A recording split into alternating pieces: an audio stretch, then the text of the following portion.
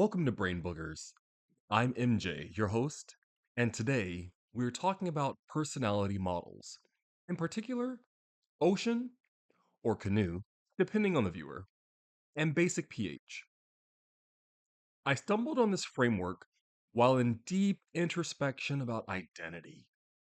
I'd wonder what it meant to be a black male in the late 20th and early 21st century America. The question of personality and identity started with wondering, am I black enough? You may ask, for whom? But that's another conversation I'm eager to get to. And while reading James Baldwin, a quote stated in his 1962 New York Times article, as much as one can bear, that, quote, nothing can be changed until it is faced, end quote, is when I realized, one, I had the freedom to apply this quote to myself, considering that he was talking about racial situations, but when we're talking about changing the world, we have to start with the person that we see in our reflection. And for me, I felt like I was avoiding my own image. Like I didn't have the time for a deep one on one with myself. And that's coming from someone who often catches their image in reflective surfaces. Wink, wink, I see you. Anyway, I needed to discover, be introspective and grow, or big for short, and determined to be nose to nose with myself. Lean in and get deep. When I stumbled on a book by the Great Forces series on Audible titled Why You Are Who You Are, Investigations into Human Personality, narrated and authored by Mark Leary, I felt like I was enrolled in a long awaited class, with the subject being myself.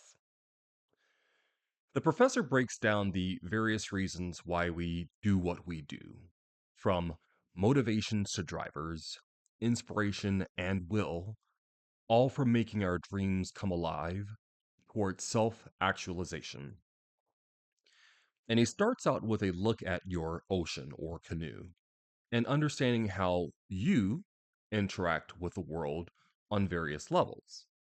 The ocean canoe framework stems from work published in the 1880s and studied by humanity since we became self aware.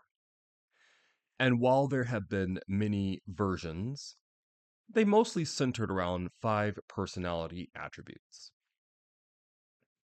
The letters for ocean stand for the following: O is for openness to experience, intellect, or imagination, with a spectrum of imaginative and philosophical to uncreative and careless.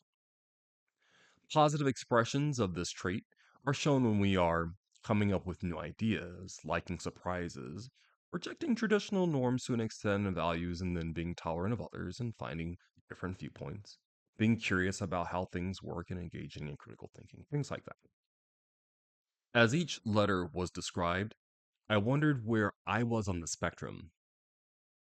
Now, growing up in a black religious house, there were some habits perpetuated in language, such as being sanctified or set apart, which made it self evident by my facial expressions, conversational engagement, or just plain prejudice. An idea of exceptionalism that is more self congratulatory and less socially supportive. While I was being taught to view others as others, the whole in the world but not of the world trope. I also saw cracks in the modus operandi, or traditional way of thinking, realizing I live in this world, and everything I do and others do has an impact on me. And of all the spells we cast and charms we handle, we meet the reality of needing to interact and make things happen. I started understanding that the locus of control makes a big difference between being fixed or growing, dying or thriving. It would take a while, but I'd see that I was more open to others than closed, I wanted to learn, and that meant getting dirty. Who knew I'd find fun in the dirt? The next letter C is for conscientiousness, ranging from efficient and organized to haphazard and careless. I encourage you to think of times when you've been on either side or witnessed it in others. Positive expressions of this trait is shown when we are diligent and honest, persistent, adaptable, self disciplined. You know, those big words, and responsible, of course. It's those moments when we are other than that lead to haphazard and careless efforts. And don't get me wrong, I don't find conscientiousness to be easy to manage all of the time. After all, we are all managing so much. We are juggling life with effort to keep things afloat and not crashing. And while we move through black and red seasons when our T, or time, energy, and attention, is depleted, or when we have abundance, we aren't able to make incremental adjustments to improve our preparation, action, and outcomes. It takes effort in the midst of stressful situations to find a quiet space in your head and attempt to look at things from a 30,000-foot view. And yes, it will be tough, but remember that little makes much. Just like an infant moves from external motion to internal control, from being carried to eventually crawling, walking, and running, we too must remember to give grace and praise to ourselves for small victories. We can build our conscientiousness to a point where we've mastered staying present in the audience of chaos. The letter E is for extraversion or surgency, with a range from bold and energetic to shy and bashful. Examples of extroversion are being action oriented and assertive, cheerful and engaging, friendly and gregarious. On the flip side, examples of introversion are needing quiet to concentrate, being reflective and self aware, disliking group work and preferring to write rather than talk, feeling tired after being in a crowd, and considering things carefully, avoiding conflict. When I realized that many of us are somewhere in the mix of extroversion and introversion, it was interesting. I can tell you, I enjoy being action oriented, assertive, cheerful, engaging, and seeking novelty, and that I enjoy these to an extent. For afterwards, at other times, I truly appreciate quiet time to concentrate, reflect, and take personal inventory of what's been expended and what needs attention. Prefer working alone when it's reasonable, listening, and avoiding unnecessary conflict. As the professor continued, I realized I also needed to redefine how extroversion and introversion had been presented to me. I needed to rewire my brain to see them both as positives when managed well and negatives when not. Like Sidney LaForge said on Star Trek Picard, you can bend anything to make it work for your advantage, even the laws of physics. I realized the strength of being outgoing and engaging and seeking solace and personal time to recover. In this aspect, my accounting degree said, hey, remember, you're seeking balance. Too much either way can be detrimental to your personal and societal growth. The next letter A is for agreeableness, with a range from sympathetic and cooperative to cold and competitive. Some examples are wanting to please others and avoid conflict, being honest and truthful with others, thinking about the impact of one's decisions on others, being patient and tolerant of mistakes, not liking to start drama or be involved in conflicts, being open to learn from others, being sociable and nurturing. And I wanted to highlight that while cold and competitive are negative traits of agreeableness, healthy competition drives growth. After all, many of us get comfortable once our competition is removed. And if we're honest, our growth stagnates. Because who wants to become uncomfortable just as you're getting comfortable?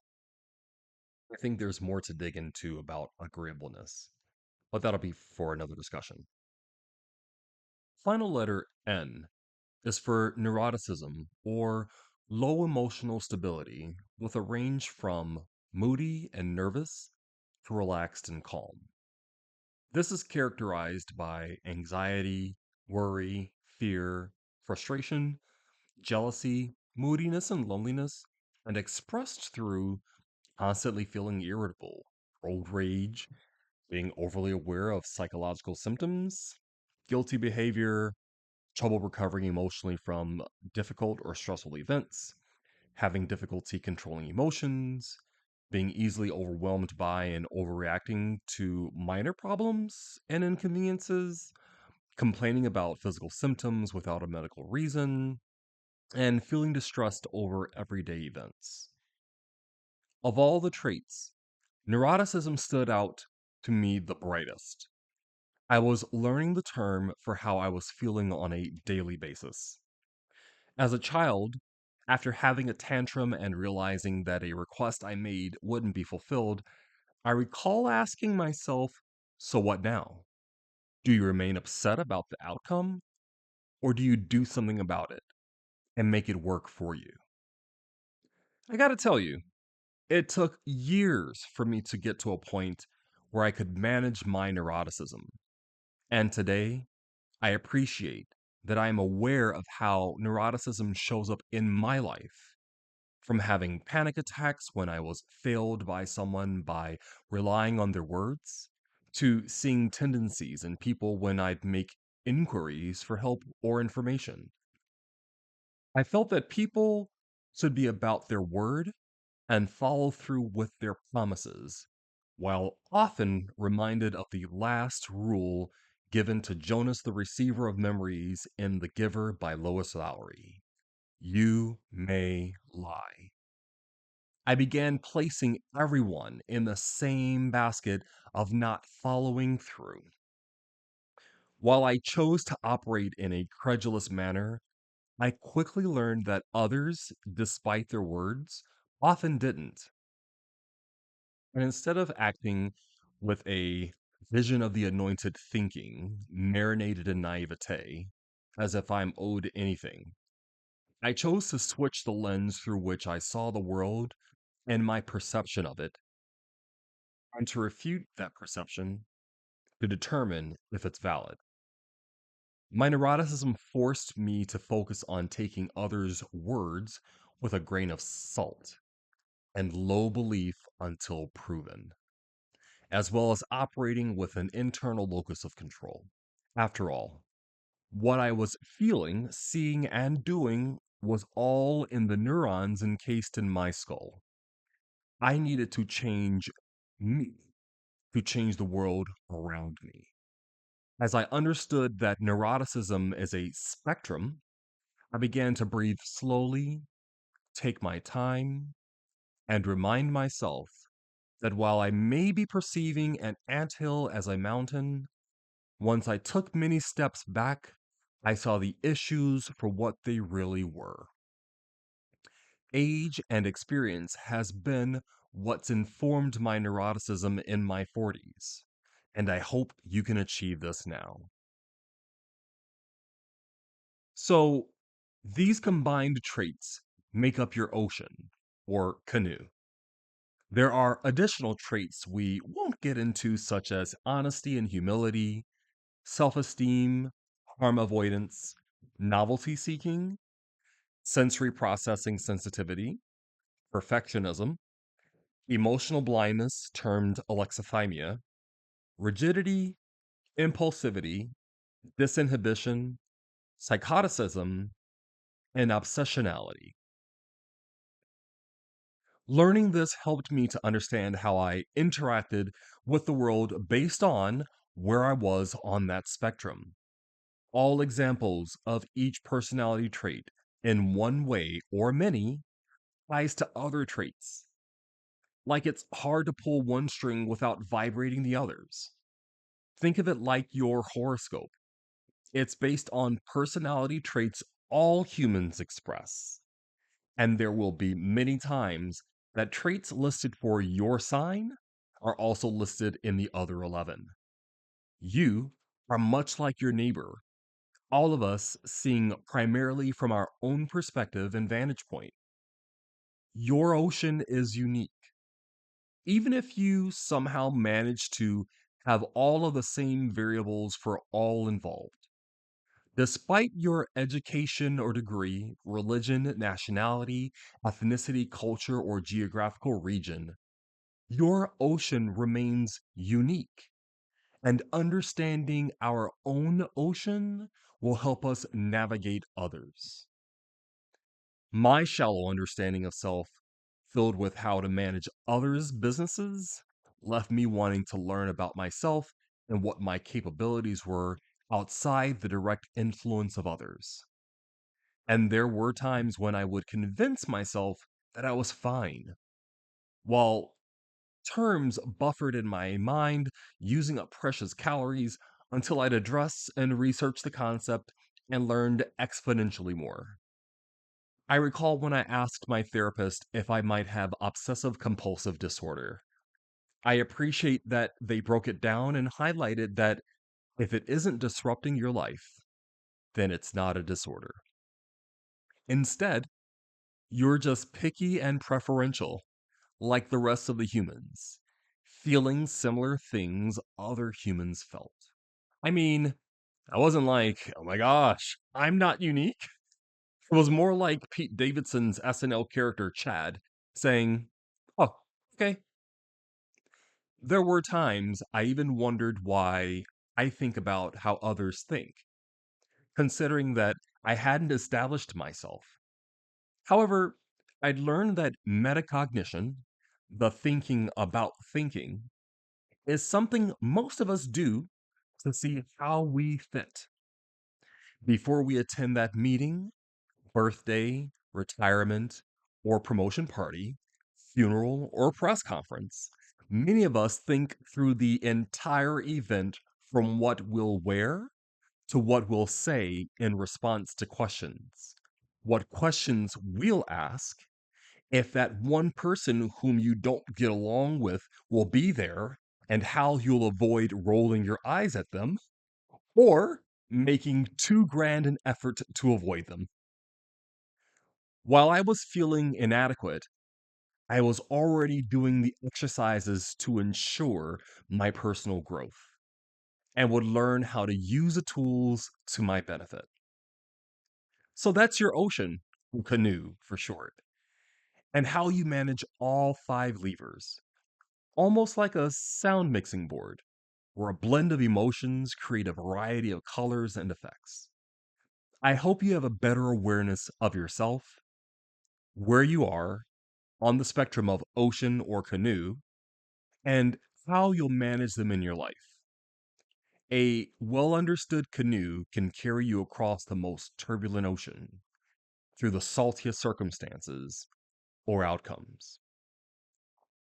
Next, we'll talk about the basic pH of your ocean. Don't go away. So, I hope what I've shared with you about your ocean canoe helps you navigate the waves and open waters and storms and calm. The ocean is salty, and if we're not managing our canoe, we can end up in some salty outcomes. And while we know that salt is necessary for life, it's an electrolyte that humans need for the management of your cells and regulating water. Too much of it can kill you, and having none of it can kill you. So there's a need for balance. It's the same thing for acids and bases, such as with the water that we drink having a neutral pH. We don't lean toward a lot of acidic or alkaline things, but we do try to make sure that there's a balance, and I think that's the same thing that we could do for our ocean.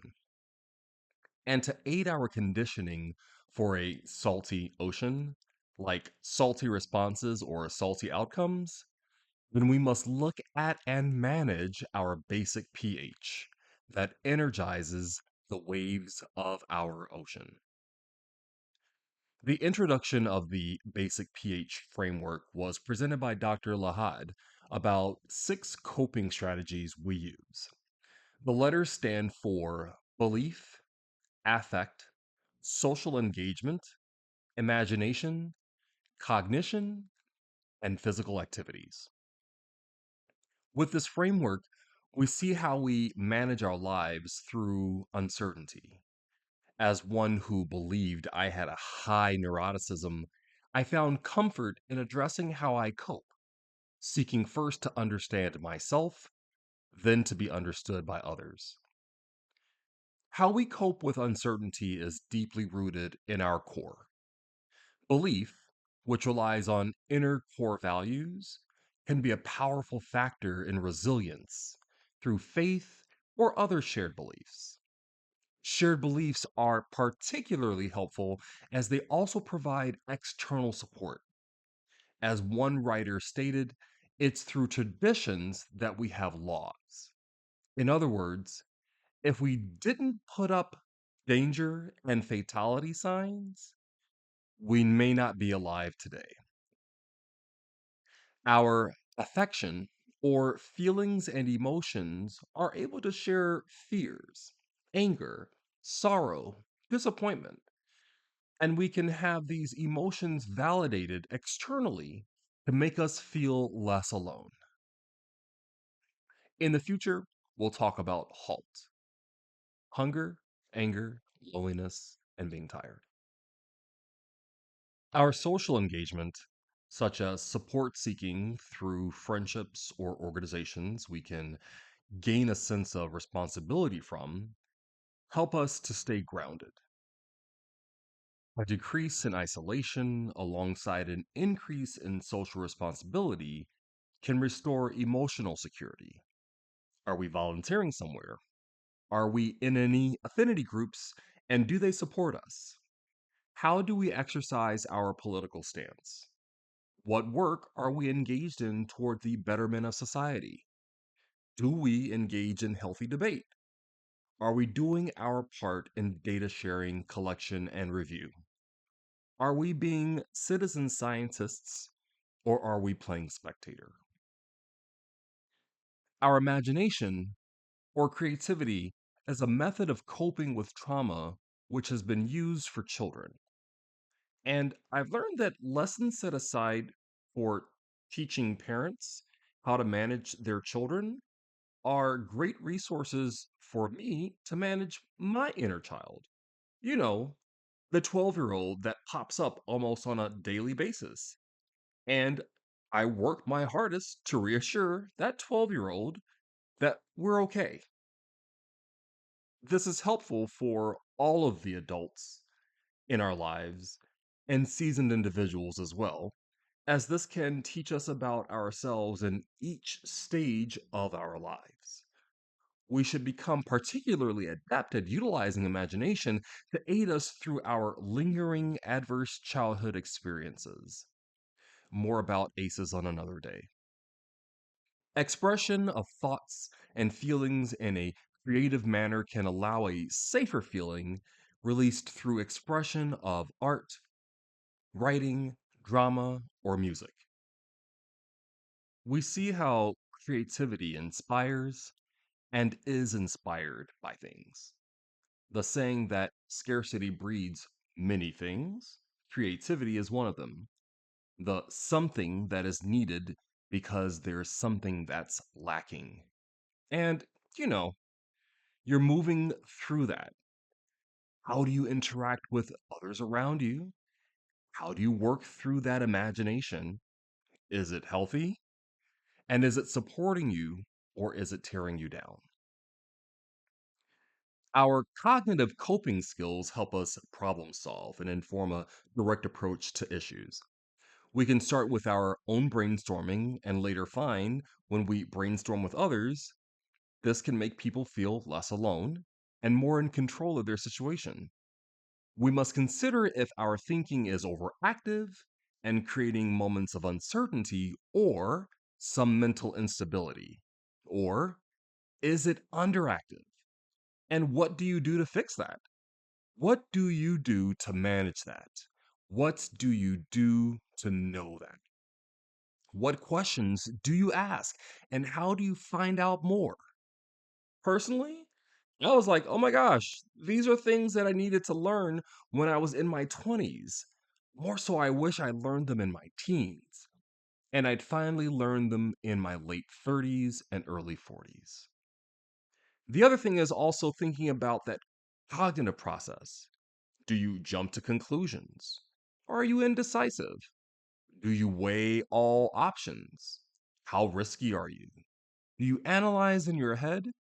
Do you rely on everyone's input and opinions? What in depth research have you performed to support or negate your ideas? This thinking feeds into the strength of your canoe or the rage of your ocean. Either it's leading to salty outcomes or approached in a salty manner. And finally, we use physical activity to take us back to our roots. Like, remember when you didn't have a problem playing on the floor, but at some point during your physical growth, you decided to shorten your range of motion, stiffen, and avoid the ground or floor like it's lava? And in moments when you are playing with your dog, niece or nephew, or newborn child, that you happily make your way to the floor and feel like a kid again. You didn't devolve, you didn't regress. If anything, you may have improved your physical health by moving within your range of motion and exerting some effort. Or when you are stressed and you go to the gym. While you're thinking about training, you may find the solution to your issue. Or you may find that after you've sweat, heaved, and nearly hurled, that you feel a release of tension in your body and being. This in turn has a dual benefit of providing informal processing of a situation alongside a release of feelings in an indirect way. We all know that physical activity does wonders for the body. A body that's not in motion will break down quickly and decay. Lactic acid builds up in human beings that are alive and immobile, which eventually becomes painful and impacts our desire to stretch. On the flip side, overworking can also be a problem. Thus, too little activity and too much activity are both extremes. Our physical activity must be present to manage our ocean and or strengthen our canoe and help us to avoid developing other challenges, problems, health issues, and definitely mitigates issues that we have, reducing the impact on our lives. We each use these coping styles in our lives, whether we are experiencing major crises or minor inconveniences. We're fluent in some are familiar, and others are alien to our way of being. But the more we practice and utilize these tools, the more resilient we are. As you think about your basic pH, ask yourself, what beliefs do we learn growing up? What beliefs did we develop over time? What beliefs are living in our heads rent free and we haven't performed our due diligence and credit check? Beliefs and conjectures that we haven't refuted. And in that, understanding that those beliefs, the foundation of who we are, what we do, and how we interact with others. Often, it's good for us to step back and say, is what I'm doing hurting me or helping me? And then taking it a step further to ask, if it's hurting me, how can we reframe it to help me? And if it's already helping me, then how can we make it sustainable? And how can we grow upon that? Our beliefs drive our aspirations, the things that we desire to do, the impacts we want to make, the individuals who we want to be around, the impact that we want to have on our neighborhood or our friends or family or children. That drives our ocean salinity and helps to keep us aware. Major. To keep us aware of how we interact with and move through the world. We need to consider, how do we fit in society? How do we fit with each other? How do we keep ourselves growing, impassioned, and guided? When I learned this, I thought I must share it because I didn't know that I had gone through the world thinking that I knew me. And there are countless times when someone has said something about what they perceived, as well as when I saw something that someone else did not see in themselves, all for growth. Let's be real. We do a lot of cherry picking in life. We're very preferential, and we want to be surrounded by what supports our thinking in the moment, like echo chamber thinking, picking what supports our theories and ideas. And information that refutes that, we tend to shy away from. But it's the healthy thing to do in searching for what doesn't support your thought and making determinations for forward progress. When we are informed by opposing views, we can see a fuller picture. Instead of seeing a rainbow, we see a halo.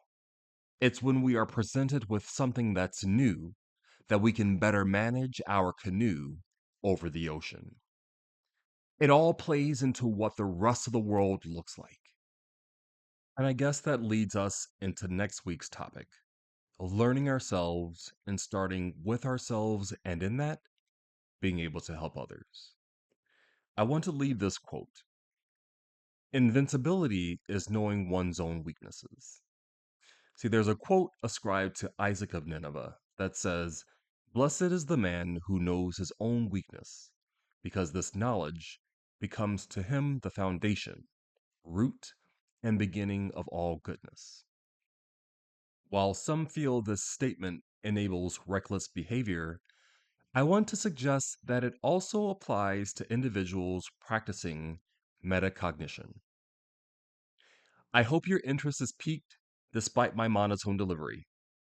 I hope that in this journey together, as we learn about ourselves, that we learn how to move through the world and take these moments to also be metacognitive.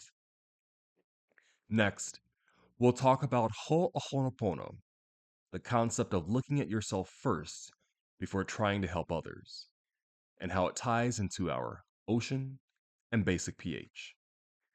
I hope that you had an interesting moment listening to me today. Thank you for joining me on Brain Boogers, and I look forward to seeing you the next time.